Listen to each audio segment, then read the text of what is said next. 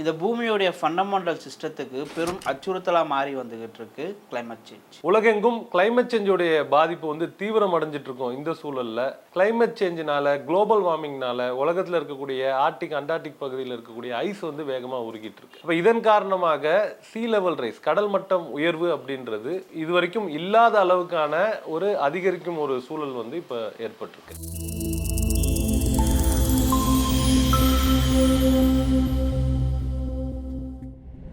என்னதான் கிளைமேட் சேஞ்சை வந்து இங்கே இருக்க சில பேர் மறுதளித்தாலும் இந்த கிளைமேட் சேஞ்சினால ஏற்படக்கூடிய பாதிப்புகளை நாமளே இப்போ உணர ஆரம்பிச்சிட்டோம். வேர்ல்ட் எக்கனாமிக் ஃபோரம் தங்களோட குளோபல் ரிஸ்க் ரிப்போர்ட்ல கடல் மட்டம் உயரது, அதாவது சீ லெவல் ரைஸை ஒரு முக்கிய த்ரெட்டா சொல்லியிருக்காங்க. குறிப்பா பங்களாதேஷ், சைனா, இந்தியா, நெதர்லாந்து இந்த நாடுகள் வந்து ஹை ரிஸ்க்ல இருக்கிறதா சொல்லியிருக்காங்க. விஞ்ஞானிகள் கணிச்சிருக்காங்க இந்த நூற்றாண்டு இறுதிக்குள்ள 1 மீட்டர் அளவுக்கான சீ லெவல் ரைஸ் ஆவரேஜா வந்துடும் அப்படின்னு சொல்றாங்க. இதே வந்து ஒரு ஒஸ்ட் கேஸ் சினாரியோல இது ஒரு 2 மீட்டர் வரைக்கும் இந்த சீ லெவல் ரைஸ் வருவதற்கான வாய்ப்பு இருக்கு அப்படின்னு சொல்றாங்க. அப்போ ஒரு 1 மீட்டர் ரைஸ் வந்துட்டாலே தமிழ்நாட்டில் பல பகுதிகள் வந்து கடல் நீரால் வந்து மூழ்கடிக்கப்படும் அப்படின்ற ஒரு அபாயத்துல நாம் இருந்துட்டு இருக்கோம். கடந்த ஒரு 10,000 வருடங்களாக இந்த ஹொலசன் அப்படிங்கிற இந்த ஒரு காலகட்டத்தில் நம்ம பூமியில் இருக்கக்கூடிய அந்த இயற்கை அமைப்புகள், அங்கங்கள், எர்த் சிஸ்டம்னு சொல்லுவோம், அது எல்லாமே வந்து ஒரு ஸ்டெபிளைஸ்ட் கண்டிஷன் அப்படிங்கிறதுல இருக்குது, அல்லது வேறு விதமான ஒரு இயல்பு நிலையில் இருந்து கொண்டிருக்கிறது கடந்த 10,000 வருடங்களாக. இப்போ இந்த நிலைமை காலநிலை மாற்றத்தின் காரணமாக கடுமையாக மாறிக்கொண்டு வருகிறது. அந்த ஆபத்துகளை தான் நம்ம வந்து தற்போது வந்து பார்த்துட்டு வருகிறோம். இந்தியா, சைனா மாதிரி நாடுகளை பார்த்தோம்னா அங்கே வந்து பாப்புலேஷன்ஸ் ரொம்ப அதிகமாக இருக்குது. இந்தியா பார்த்தோம்னா பாப்புலேஷனில் ஸ்கை ராக்கெட்டில் இருக்க டயத்தில் லோ லையிங், அதாச்சும் மிகவும் தாழ்ந்த இடங்கள்ல, குறிப்பா இந்த கடல் மட்டம், கடல் இருக்கிற ரீஜன்ஸ்ல வாழ்ற மக்கள் வந்து ரொம்ப அதிகமா இருக்காங்க. 90 கோடி மேல மக்கள் வந்து இந்த ரீஜன்ஸ்ல வாழ்ந்துட்டு இருக்காங்க. இந்த கடல் மட்ட உயர்வு ஏன் ஏற்படுகிறது அப்படிங்கிறதுக்கான விளக்கங்களுமே வந்து நமக்கு விஞ்ஞானிகள் வந்து தராங்க. ஒன்று, உலகெங்கம்னு இருக்கக்கூடிய பனிப்பாறைகள் வேகமாக உருகி கொண்டு வருகிறது. நமக்கு எல்லாமே தெரிஞ்ச ஒரு விஷயம்தான். North pole and south pole, Arctica and Antarctica, இந்த 2 பகுதிகளிலும் இருக்கக்கூடிய பனிப்பாறைகள் குளோபல் வார்மிங் காரணமாக வேகமாக உருகி கொண்டு வருகிறது. ஸோ ஐஸ் உருகுனா என்ன ஆகும் உங்களுக்கு தெரியும், அது தண்ணியாக மாறும். அப்போ அது கடலில் தான் போய் சேருது. ஸோ கடலினுடைய அளவு உயர்கின்றது. இது ஒரு காரணம். இரண்டாவது, கடலில் ஏற்படக்கூடிய தெர்மல் எக்ஸ்பேன்ஷன். பூமியில் அதிகப்படியான வெப்பம் எங்கே உள்ளிழுக்கப்படுது, அப்சார்ப் ஆகுது அப்படின்னு பார்த்தோம் அப்படின்னா கடல் பகுதி தான். ஒரு சொடுக்கு போடுற ஒரு செகண்டுக்கு 13 ஹிரோஷிமா நாகசாகி அட்டாமிக் பாம்பு அடித்தா எந்த அளவுக்கு ஹீட் வருமோ அவ்வளவு வெப்பத்தை கடல் வந்து உள்வாங்கி கொண்டிருக்கிறது எவ்ரி பெர் செகண்ட். இந்த அளவானதுன்னு பார்த்தீங்கன்னா கடந்த 20 வருடங்களில் வந்து அதிகரிச்சிருக்கு. 2001 பெர் செகண்டுக்கு 3 அணுகுண்டு அளவுக்கு தான் ஹீட் வந்து ரிசீவ் பண்ணிட்டு இருந்துச்சு. இன்னைக்கு அது ஏறத்தாழ 13 அணுகுண்டுகளை வெடித்தால் அதிலிருந்து வெளியேறக்கூடிய வெப்பம் எந்த அளவுக்கு இருக்குமோ அவ்வளவு வெப்பத்தை நம்ம பூமியில் இருக்கக்கூடிய கடல் பரப்பு வந்து எவ்ரி செகண்ட், ஒரு நொடிக்குமே அது வந்து உள்வாங்கி கொண்டு இருக்குது. அப்போ இவ்வளோ அதிகப்படியான இந்த உஷ்ணத்தை வந்து அது உள்வாங்கி கொண்டு இருப்பதனால தெர்மல் எக்ஸ்பேன்ஷன் அப்படிங்கிறது நடக்குது. அதன் காரணமாகவும் கடல் மட்ட உயர்வு நிகழ்ந்து கொண்டு இருக்குது. இதோட இன்னொரு ஆபத்து என்னன்னு பார்த்தீங்கன்னா சீ ஃப்ளட்டிங் சொல்கிறாங்க. கடலோரம் சார்ந்து இருக்கக்கூடிய பகுதிகளில் நமக்கு ஆற்று நீர் கடலில் போய் சேரக்கூடிய அந்த பகுதி இருக்குது. இப்போ ரிவர்ஸாக ஆற்று நீர் தான் கடலில் போய் சேருது. அதற்கு பதிலாக கடல் நீர் ஆற்று நீர் சார்ந்திருக்கக்கூடிய உள்ள பகுதி உள்ளே வர ஆரம்பிச்சதுன்னு பார்த்தீங்கன்னா லோ எலிவேட்டட், தாழ்வான பகுதிகளில் இந்த தண்ணி போய் சேர்வதற்கான ஆபத்து இருக்குது. இதை வந்து சீ ஃப்ளட்டிங் அப்படி சொல்கிறோம். அப்போ இந்த 2 விதமான ப்ராப்ளம்ஸ் அப்படிங்கிறது இருக்குது. சென்னையை பேஸ் பண்ணி, சென்னையோட சீ லெவல் ரைஸை வந்து பேஸ் பண்ணி பல ஆய்வுகள் இது முன்னாடி வெளிவந்திருந்தாலும் தற்போது வந்திருக்கக்கூடிய இந்த சீ ஸ்டெப் ஆய்வறிக்கை அப்படின்றது இதுவரை வெளிவந்துள்ள ஆய்வறிக்கைகளை விட இது வந்து ரொம்ப அலார்மிங்கான டேட்டா வந்து இருக்கு. இதுக்கு முன்னாடி கடந்த ஆண்டு வெளிவந்த Chennai climate action plan, Tamil Nadu அரசாங்கம், சென்னை கார்ப்பரேஷன் வந்து பல நிறுவனங்களுடன் இணைந்து வெளியிட்டிருந்த இந்த சென்னை கிளைமேட் ஆக்ஷன் பிளான்ல பார்த்தீங்கன்னா சீ லெவல் ரைஸ் வந்து 16% சென்னை வந்து மூழ்கடிக்கும் அப்படின்ற ஒரு தகவல் வந்து குறிப்பிடப்பட்டுள்ளது. அதாவது 67 சதுர கிலோமீட்டர் அளவுக்கு கடல் நீர் வந்து உட்புகுதல் ஏற்படும் அப்படின்னு சொல்லியிருந்தாங்க. அப்போ இதனால என்ன மாதிரி பாதிப்பு அப்படின்னா 215 குடிசை பகுதிகள் வந்து நீரில் மூழ்கும் அப்படின்னும், இதனால 10 லட்சம் மக்கள் சென்னை வாசிகள் வந்து பாதிக்கப்படுவார்கள். 2 லட்சம் குடிசை வாசிகள் வந்து வேற இடத்துக்கு இடம்பெயரும் ஒரு சூழல் வந்து ஏற்படும் அப்படின்னு அந்த அறிக்கையில் வந்து குறிப்பிடப்பட்டுள்ளது. இன்னும் உலகளவில் பார்த்தோம்னா 40% மேல மக்கள் வந்து கடல் கிட்ட இருந்து ஒரு 90லேருந்து 95 கிலோமீட்டர்ஸ்குள்ள தான் வாழ்ந்துட்டு இருக்காங்க. பெரிய சிட்டிஸ் பார்த்தோம்னா 8-10 மக்கள் வந்து கடல் கிட்ட தான் வாழ்ந்துட்டு இருக்காங்க. இன்னும் நம்ம இன்டர்நேஷனல் ட்ரேட் பார்த்தோம்னா 80% மேல நம்மளோட ஷிப்பிங் வந்து கடல் சார்ந்து தான் இருக்கு. இந்த தமிழ்நாட்டில் கூட பார்த்தோம்னா கூடம்குளம் பவர் பிளான்ட், ஏர்போர்ட்ஸ், ஹைவேஸ், பல இன்ஃப்ராஸ்ட்ரக்சர்ஸ், முக்கியமாக பல வருஷங்கள் ப்ரொஜெக்ட் பண்ணி பிளான் பண்ணி கட்டியிருக்க இன்ஃப்ராஸ்ட்ரக்சர்ஸ் எல்லாம் கடல் பக்கம் தான் இருக்குது. இப்போ public infrastructure 28 bus stand, 4 railway ஸ்டேஷன்கள், 18 மெட்ரோ ரயில்வே ஸ்டேஷன்கள், 2 தெர்மல் பவர் பிளான்ட் உட்பட இந்த மாதிரியான பப்ளிக் இன்ஃப்ராஸ்ட்ரக்சரும் இதனால நீரில் கடல் நீர் மட்ட உயர்வுனால வந்து மூழ்கடிக்கப்படும் அப்படின்னு அந்த சென்னை கிளைமேட் ஆக்ஷன் பிளான்ல வந்து சொல்லியிருந்தாங்க. அப்போ சென்னை கிளைமேட் ஆக்ஷன் பிளான்ல சொல்லியிருந்த 67 சதுர கிலோமீட்டரை விட 3 மடங்கு அதிக நிலப்பரப்பு கடல் நீர் மட்டத்தால் நீருக்குள் மூழ்கும் அப்படின்னு சொல்லி இப்போ சீஸ்டெப் ஆய்வறிக்கை வந்து இந்த ரிப்போர்ட் வந்து கொடுத்துருக்காங்க. சீஸ்டெப் அறிக்கையில் எண்ட் ஆஃப் தி செஞ்சுரியில் சென்னையில் 215 சதுர கிலோமீட்டர் அளவுக்கான நிலப்பரப்பு கடலுக்குள்ளே போயிடும் அப்படின்னு சொல்லியிருக்காங்க. குறிப்பாக 2017 ஐஐடி சென்னை அவங்க வந்து ஒரு ஆய்வு வந்து பண்ணாங்க.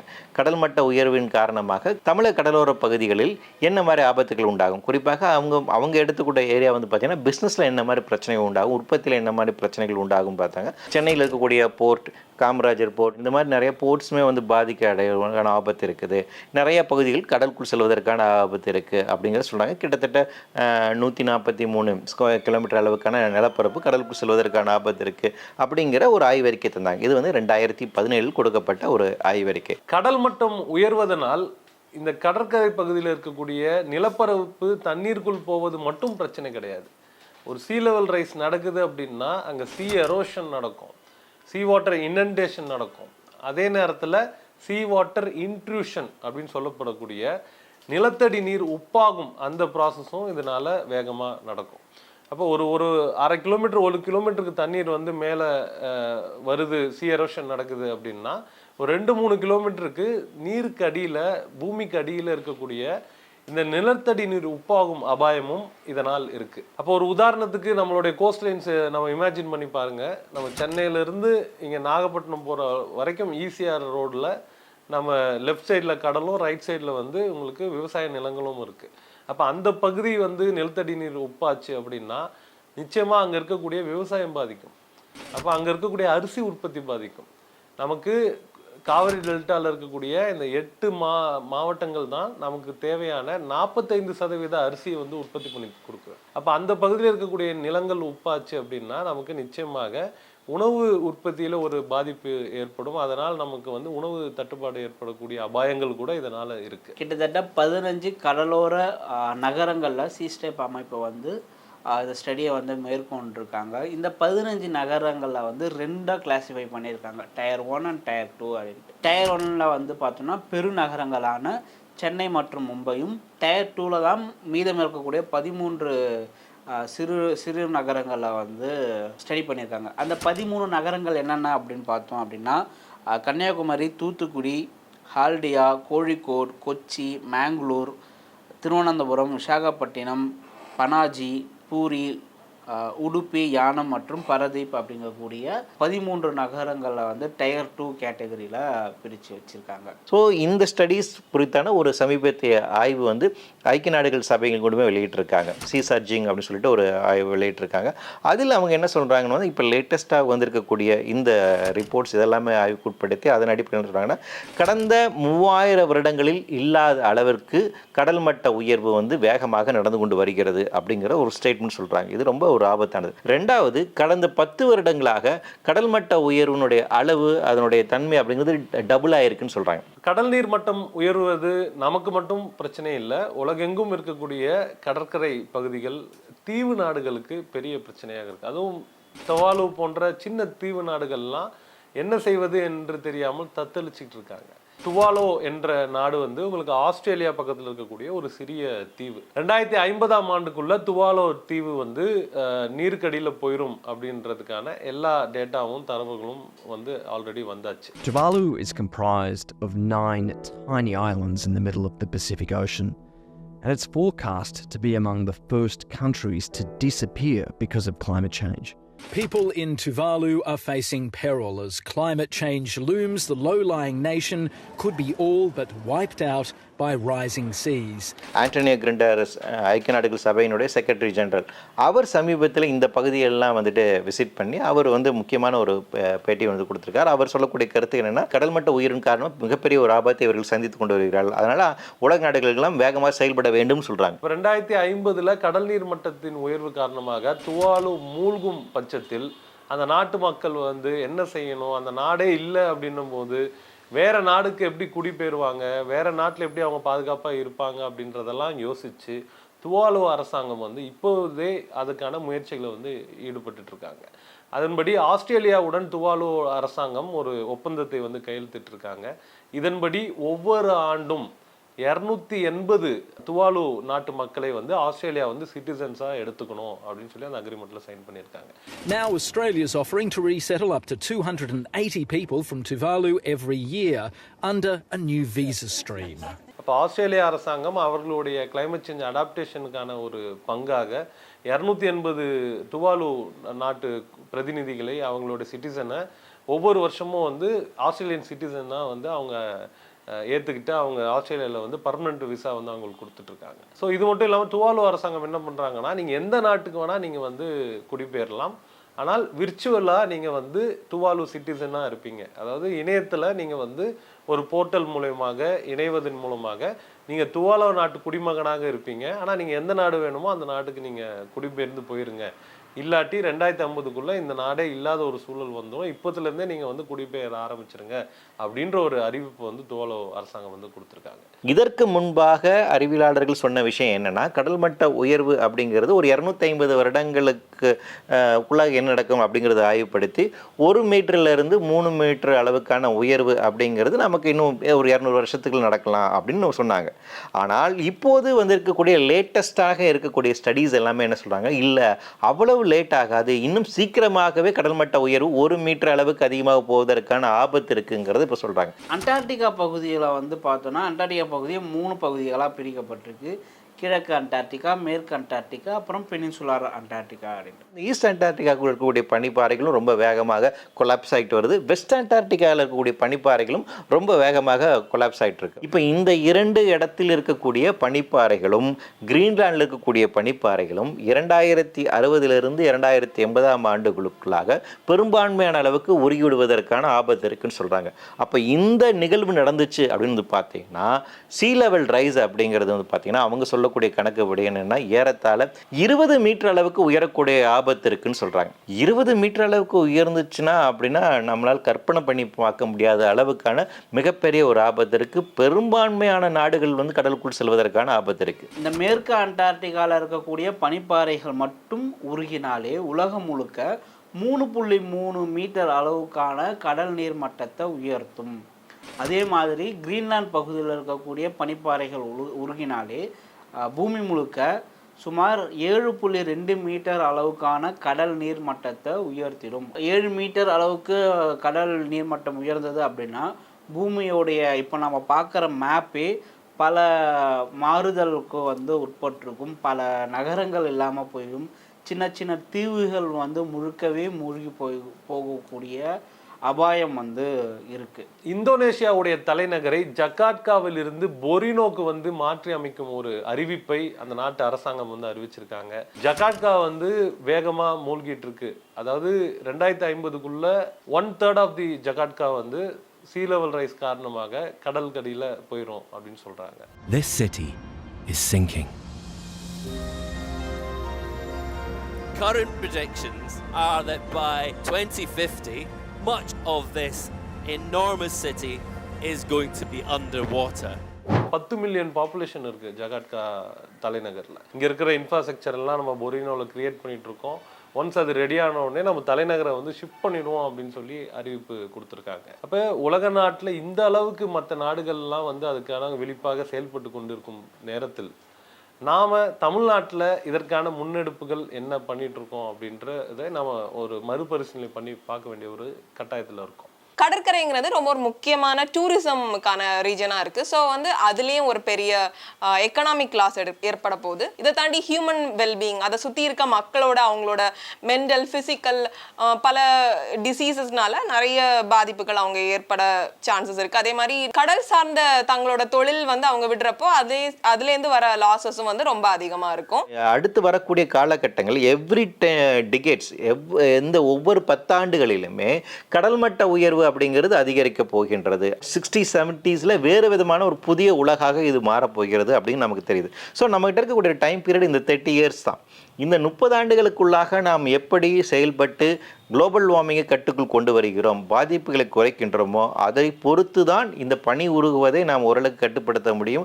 அதன் மூலமாக தான் கடல் மட்ட உயர்வையும் நம்ம ஓரளவுக்கு கட்டுப்படுத்த முடியும். இதை வந்து தடுக்க முடியாத பாசிபிலிட்டிஸ் அப்படிங்கிறது நம்மகிட்ட இப்போ ஒன்றும் இல்லை. ரெண்டாவது, மிக பிரம்மாண்டமான இயற்கை சார்ந்து இருக்கக்கூடிய இந்த ஒரு நிகழ்வில் மனிதனோட இன்டர்ஃபரன்ஸ் அப்படிங்கிறது எந்த அளவுக்கு சாத்தியப்படுங்கிறதும் தெரியவில்லை. இந்த நூற்றாண்டோட இறுதிக்குள்ள இந்த 15 நகரத்திலும் ஐபிசிசியில் சொல்லப்பட்டிருக்கக்கூடிய 3 செனாரியோஸ்லையும் வந்து பார்த்தோன்னா இந்த சீ லெவல் ரைஸ் அப்படிங்கிறது தொடர்ச்சியாக ஏற்பட போகுது அப்படின்னு சொல்லியிருக்காங்க. இந்த 15 நகரங்களில் மும்பையில் ஏற்கனவே மும்பை தான் வந்து கடந்த ஆண்டுகளில் அதிகப்படியான கடல் நீர்மட்ட உயர்வு ஏற்பட்டிருக்கு.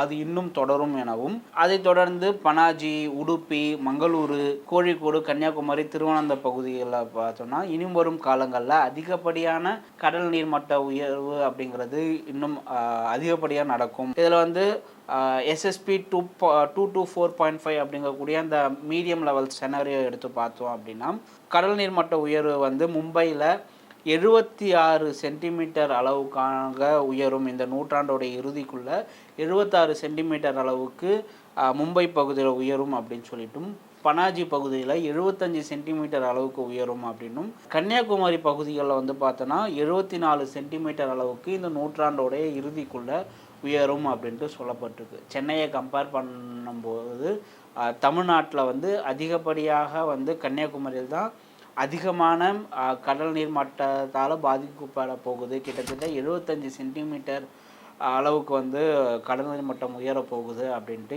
இந்த ரிப்போர்ட்டில் வந்து சொல்லப்பட்டிருக்கு. உலகளவில் கடல் மட்ட உயர்வு ஏற்படுகின்ற போது நம்முடைய கடலோர பகுதியில் என்னவாறு மாற்றங்கள் உண்டாகும் என்பதற்கான வர்னபிலிட்டி அசஸ்மெண்ட் நாம் செய்ய வேண்டிய தேவை இருக்குது. அவற்றை உள்வாங்கி கொண்டு இந்த பாதிப்புகளை எப்படி குறைப்பது, மக்களை எப்படி பாதுகாப்பாக வைப்பது என்பதற்கான கொள்கைகளை, திட்டங்கள் நம்ம ஏற்க வேண்டிய தேவை இருக்குது. டிஎன் ஷோர் மிஷன் அப்படின்ற ஒரு மிஷனை வந்து தமிழ்நாடு அரசு லான்ச் பண்ணியிருக்காங்க. அது வரவேற்கத்தக்க ஒரு விஷயம். இப்போ கிளைமேட் சேஞ்சுக்காக எப்படி climate change mission, green mission, Tamil Nadu wetland mission இருக்கோ, ஷோர் லைன் மிஷன் அப்படின்ற ஒரு மிஷனை வந்து பிரத்யேகமாக கடற்கரை பகுதிகளை பாதுகாப்பதற்கு, சீ லெவல் எரோஷனை வந்து நம்ம தாக்குப்பிடிப்பதற்கு, அந்த பகுதியில் இருக்கக்கூடிய சேஞ்சஸ், கிளைமேட் சேஞ்சினால் வரக்கூடிய சேஞ்சஸ் எல்லாம் ப்ரெடிக்ட் பண்ணி அதற்கான முன் ஆயத்த நடவடிக்கைகளை செய்வதற்கும் தடுப்பதற்குமான ஒரு மிஷன் வந்து தமிழ்நாடு அரசு வந்து லான்ச் பண்ணியிருக்காங்க. அப்போ அந்த மிஷன் மட்டுமே போதுமா அப்படின்னு கேட்டால் நிச்சயமாக கிடையாது. இப்போ ஐபிசிசி வந்து சென்னைக்கு வந்து ஒரு ப்ரெடிக்ஷன் பண்ணி சென்னை வந்து சீ லெவல் ரைஸ்க்கு எவ்வளோ பாதிப்பு ஏற்படும் அப்படின்றது சொல்லியிருக்காங்க. இந்த சீஸ்டப் அறிக்கையில் சென்னை, தூத்துக்குடி, கன்னியாகுமரிக்கான ப்ரெடிக்ஷன்ஸ் வந்து கொடுக்கப்பட்டுள்ளது. ஆனால் மற்ற கோஸ்டல் டிஸ்ட்ரிக்ட்டும் இதை விட மோசமாக பாதிக்கக்கூடிய கோஸ்டல் டிஸ்ட்ரிக்ஸ்லாம் இருக்குது. நாகப்பட்டினம், மயிலாடுதுறை போன்ற பகுதிகள்லாம் வந்து இதை விட அதிகமான சீ வாட்டர் இன்ட்ரூஷன் இப்போ நடந்துகிட்டு இருக்கு. நாகப்பட்டினம் டிஸ்ட்ரிக்ட் எடுத்துக்கிட்டிங்கன்னா already 14 firka, ground water firka வந்து சலைனாக மாறி இருக்கு. அப்போ இதை விட பாதிப்புகள் அதிகமாக இருக்கக்கூடிய பகுதிகளுக்குள்ள இன்னும் ஆய்வுகள் பெரிதாக மேற்கொள்ளப்படாமல் இருக்கிறது. அப்போ அந்த பகுதி, அந்த டிஸ்ட்ரிக்டுக்கான பிரத்யேகமான சீ லெவல் ரைஸ் டேட்டா நமக்கு தேவைப்படுகிறது. அதுக்கான ஆய்வுகள் முன்னெடுக்க வேண்டும். அப்போ பிரச்சனை எவ்வளோ சீரியஸ் அப்படின்றத கண்டுபிடிச்சி அந்த பகுதியில் இருக்கக்கூடிய எக்ஸாக்டாக எந்த லொக்கேஷனில் வந்து மக்கள் பாதிக்கப்பட போகிறாங்களோ அவர்களை வந்து வேறு இடத்திற்கு குடியமர்த்தும் பணிகளை வந்து நம்ம மேற்கொள்ள வேண்டும். பூவுலகில் கூட நம்ம தனியாக பிரத்யேகமாக நம்மளுடைய சேனலில் இதுக்கான ஒரு வீடியோ கூட பண்ணோம். இந்தியாவில் இருக்கக்கூடிய பனிப்பாறைகள், குறிப்பாக இமயமலையில் இருக்கக்கூடிய பனிப்பாறைகள் 2050ஆம் ஆண்டுக்குள்ளாக 50% உருவிடுவதற்கான பாசிபிலிட்டிஸ் இருக்குன்னு ஒரு ஸ்டடி வந்திருக்கு. ஸோ அப்போ உள்நாட்டில் இது இந்த மாதிரி பிரச்சனைகளை உண்டாக்கும், நம்ம சர்வதேச அளவில் நடக்கக்கூடிய மாற்றங்கள் என்ன மாதிரி பிரச்சனைகள் உண்டாக்கும், எல்லாத்தையும் நம்ம வந்து அசஸ் பண்ணி இதை எதிர்கொள்வதற்கான திட்டங்களை வரையறை செய்ய வேண்டிய ஒரு தேவை இருக்கிறது. தமிழ்நாடு ஸ்லம் கிளியரன்ஸ் போர்டின் சார்பாக ஏற்கனவே இருக்கக்கூடிய ஸ்லம்ஸை வந்து நம்ம மாற்றி வேற இடத்துக்கு நம்ம அமைச்சிட்டு இருக்கோம். அப்படி மாற்றி அமைக்கப்பட்ட இடங்கள்ல கூட 7500 வீடுகள், ஸ்லம் கிளியரன்ஸ் போர்டோட வீடுகள் கடல் நீர் மட்டத்தினால் வந்து பூமிக்கடியில் போக போகுது அப்படின்னு சொல்றாங்க. அப்போ climate சேஞ்சை வந்து நம்ம கன்சிடர் பண்ணி sea level ரைஸை வந்து கன்சிடர் பண்ணி நம்மளோட ஃபியூச்சர் ப்ராஜெக்ட்ஸை வந்து டிசைட் பண்ணணும், அதுக்கான பிளானிங் வந்து பண்ணணும். இப்போ climate சேஞ்சையும் sea level ரைஸையும் நம்ம கன்சிடர் பண்ணியிருந்தோம்னா நிச்சயமாக மெரினா கடற்கரை பகுதிகளில் வந்து நம்ம மெட்ரோ ஸ்டேஷனை வந்து கட்டியிருக்க மாட்டோம். அப்போ அதை நம்ம கன்சிடர் பண்ணாமல் மெட்ரோ ஸ்டேஷன் அங்கே கட்டிட்டு இருக்கோம் அப்படின்றது தான் இந்த ரிப்போர்ட் வந்து நமக்கு மறைமுகமாக சொல்லக்கூடிய ஒரு தகவலாக இருக்குது. அப்போ எந்தெந்த பகுதிகளெலாம் நீரில் மூழ்குதோ அந்த பகுதிகளில் இருக்கக்கூடிய மக்களை பாதுகாப்பதற்கான நடவடிக்கைகளை இப்பொழுதே அரசாங்கம் மேற்கொள்ள வேண்டும். பட்டினப்பாக்கத்தில் இருக்கக்கூடிய மீனவர் பகுதி கடல் நீர் மட்ட உயர்வுனால வந்து பாதிக்கப்பட போகுது அப்படின்னா, அப்போ பாதிக்கப்படும் போது அதற்காக நாம் வந்து யோசிக்காமல் இப்பொழுதே 20 வருஷத்துக்கு முன்னாடியே நாம் வந்து அதற்கான நடவடிக்கைகளை மேற்கொள்ள வேண்டும். அவர்களை பாதுகாப்பான முறையில் வேறு இடத்துக்கு எங்கே குடியமர்த்துவது, அப்படி மாற்று இடம் கொடுக்கும்போது அவர்களுக்கு தொழில் பாதிக்காமல், அவர்களுடைய வேலைவாய்ப்பு பாதிக்காமல் நாம் அதுக்கான உத்தரவாதம் எப்படி கொடுப்பது அப்படின்ற மாதிரியான ஒரு தொலைநோக்கு திட்டத்துடன் அரசாங்கம் வந்து செயல்பட்டால் நிச்சயமாக இந்த climate சேஞ்சோடைய தாக்கம், இந்த sea level ரைஸோடைய தாக்கத்தை சென்னை வாசிகளும் சரி, மற்ற 14 கோஸ்டல் டிஸ்ட்ரிக்டில் இருக்கக்கூடிய மக்களும் சரி, அதிகமாக இந்த தாக்கம் அவர்களை தாக்காமல் நம்மளால் பாதுகாக்க முடியும். அரசு துரிதமாக இந்த ஆய்வறிக்கைகளை வந்து அடிப்படையாக வைத்து வருங்கால திட்டத்தை வந்து தீட்ட வேண்டும் என்பதை பூவுலகின் நண்பர்கள் சார்பாக கோரிக்கையாக வைக்கிறோம்.